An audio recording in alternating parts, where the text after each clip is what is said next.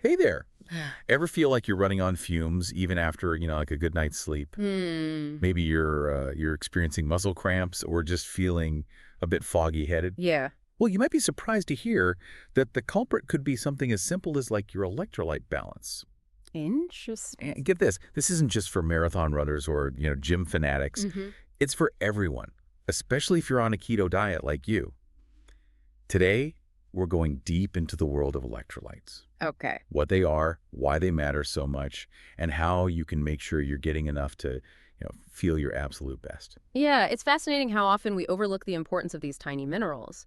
We think of food as providing energy and building blocks, Right. but electrolytes are like the electrical wiring that makes everything run smoothly. Okay, before we get too far ahead of ourselves, let's break it down. What exactly are electrolytes, Uh-huh. and why should we care? Well, think of electrolytes as minerals with a superpower. They conduct electricity when dissolved in fluids like our blood. Oh, okay. Sodium, potassium, magnesium, Yeah. these are all familiar names, but their role goes way beyond just adding flavor to our food.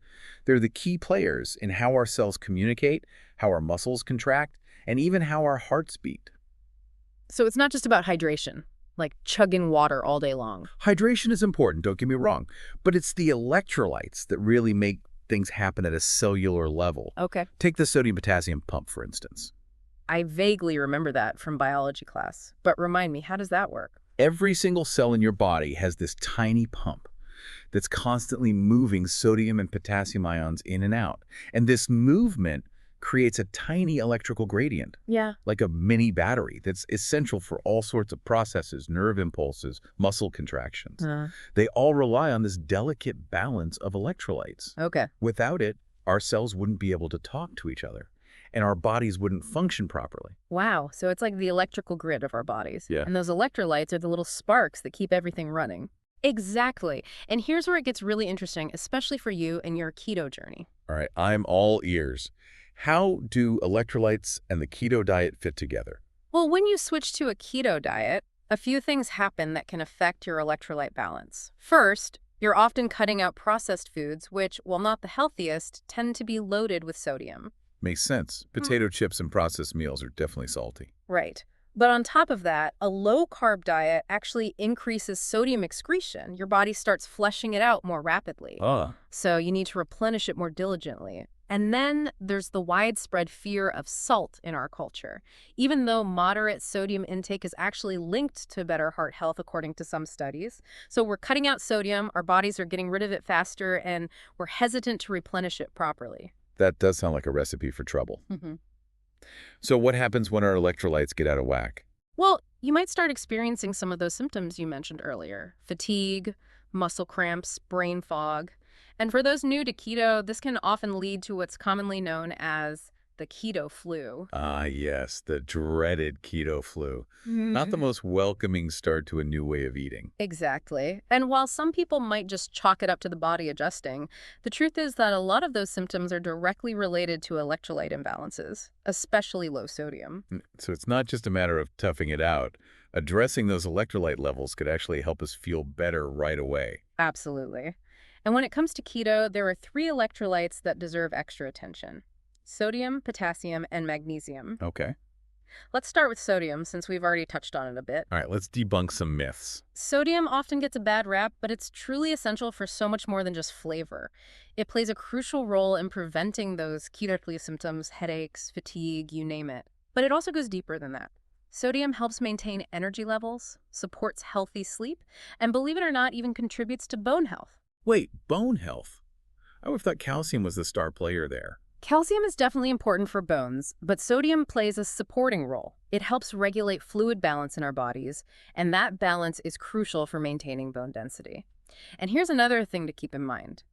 When we talk about sodium, we often use the term salt interchangeably, Right. but they're not quite the same. Okay, I'm intrigued. Tell me more. The salt we use in cooking is sodium chloride, and it's only about 40% sodium by weight. Oh, okay. This means that 1 gram of salt actually contains only about 400 milligrams of sodium. Mm-hmm. So when you're looking at those nutrition labels or tracking your intake, make sure you're looking at the sodium content specifically, not just the salt content. That's a really good point. So how much sodium should we actually be aiming for, especially on keto? The research suggests that 4 to 6 grams of sodium per day is optimal for most people, which is quite a bit higher than the US government's recommendations. Wow. But again, we're talking about actual sodium, not salt. So don't be afraid to add a pinch of salt to your meals or even consider a sodium-rich electrolyte drink if you're feeling depleted. So sodium friend, not foe, especially on keto. Now, what about potassium? What makes it so important? Potassium is like sodium's partner in crime. They work together to maintain that crucial electrical balance within our cells. And unfortunately, studies show that a whopping 97% of Americans don't get enough potassium in their diets. 97%. That's incredible. Why are so many people deficient? It really comes down to our modern diets. We're simply not eating enough potassium-rich foods like fruits, vegetables, and certain types of fish. And that's a shame because potassium plays a vital role in regulating blood pressure, preventing kidney stones, and even supporting muscle function. Oh, wow. All things that are especially important when you're transitioning to a new way of eating, like keto. So what are some good keto-friendly sources of potassium that we can add to our shopping lists? You've got plenty of delicious options. Avocado, salmon, spinach, mushrooms. These are all great sources of potassium that fit perfectly into a keto lifestyle. Yeah. And don't forget about nuts and seeds like almonds and sunflower seeds. They're packed with potassium and healthy fats as well. Those are some great additions to my keto meal plan. I'm already feeling more energized just thinking about it. Okay, last but not least, let's talk about magnesium. What's the deal with this mighty mineral? Magnesium is truly the unsung hero of the electrolyte world. I like to call it the multitasking mineral Okay. because it's involved in over 300 different processes in the body. Wow, 300. That's amazing. What does it actually do? Everything from energy production and muscle function to heart health and mood regulation. It even plays a role in sleep quality and bone health. Wow, so it does a lot. But the tricky thing about magnesium is that deficiency can manifest in a wide range of symptoms, from fatigue and muscle cramps to anxiety and insomnia, making it hard to pinpoint. So if we're feeling off in any way, it's worth considering whether low magnesium might be a factor. Absolutely. And the good news is that there are plenty of delicious ways to up your magnesium intake on keto. Leafy greens, nuts, seeds, even dark chocolate. These are all excellent sources of magnesium. Dark chocolate. Now you're talking my language. Yeah. But what if I'm struggling to get enough from food alone? Are supplements a good option? Supplements can be helpful, but it's important to choose a form of magnesium that has high bioavailability, Okay. meaning your body can easily absorb and use it. Magnesium glycinate, citrate, and threonate are all good options. Good to know. I've seen so many different types of magnesium supplements out there. It's hard to know which one is best. Okay. So we've covered the big three: sodium, potassium, and magnesium. What about calcium and the other electrolytes? Do we need to be concerned about those as well? Calcium is definitely important, especially for maintaining bone health.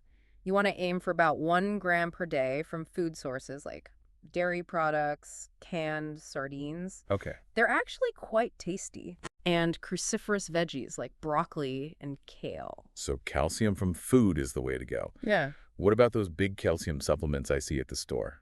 I generally advise against large calcium supplements. Some studies have shown a potential link between high-dose calcium supplements and heart health risks, specifically the calcification of arteries. Interesting. This seems to be more of an issue with supplements, not with calcium from food sources.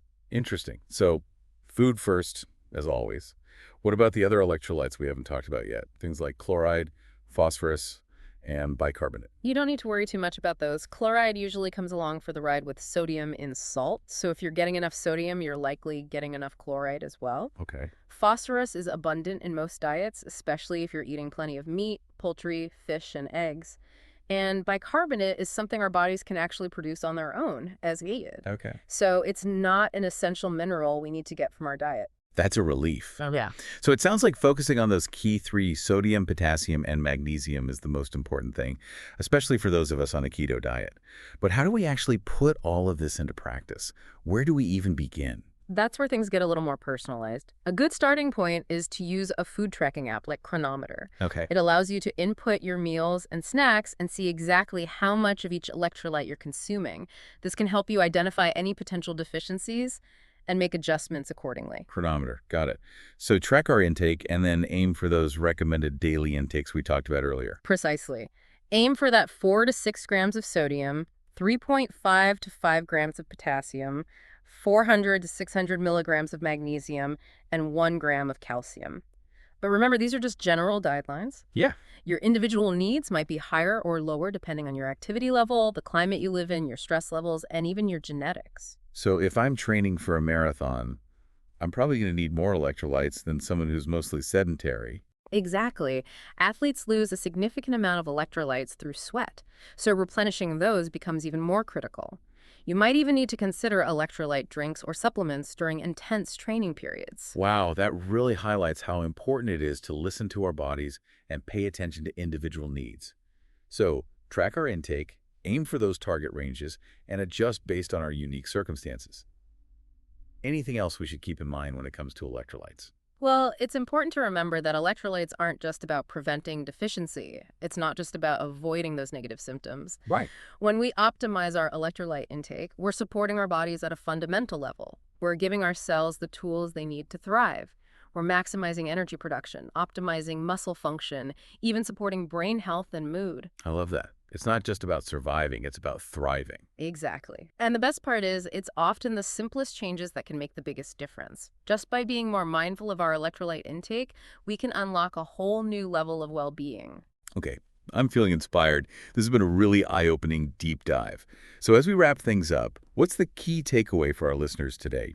What do we want them to remember? Absolutely. Now that you have a deeper understanding of electrolytes, um, what one small change can you make today Hmm. to ensure your body is getting what it needs? Yeah, Could it be adding a pinch of salt to your meals or incorporating more leafy greens into your diet? right. Maybe it's finally trying that electrolyte drink you've been curious about. This is your chance to take what you've learned and put it into action, transforming knowledge into, real tangible benefits for your health and well-being. I love that. It's all about taking those small, manageable steps that can lead to big, lasting changes. And it perfectly highlights what we're all about here on the deep dive, not just providing information, but inspiring action. Exactly. Knowledge is power, but only when we apply it to our own lives. Well said. It looks like we've reached the end of our electrolyte deep dive. Hopefully you're feeling just as energized and empowered as I am.